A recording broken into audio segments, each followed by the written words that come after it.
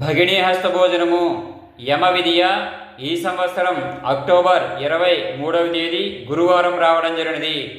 భగినీ హస్త భోజనం అనగా కార్తీక మాసంలో వచ్చేటువంటి రెండవ రోజు పర్వదినము. ఈ రోజున ప్రతి ఒక్కరూ కూడా సోదరి ఇంట భోజనం చేయడం ద్వారా వారు సంపూర్ణ ఆయుష్యవంతులు అవడమే కాకుండా వారికి ఉండేటువంటి గండాలు అపమృత్యు భయాలు ఏముంటాయో అవి తొలగిపోతాయి.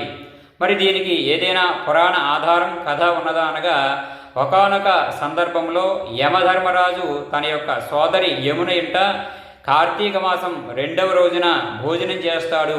భోజనం చేసిన అనంతరం కూడా సోదరి అయిన యముని ఏదైనా వరం కావాలంటే కోరుకోమని అడుగుతాడు.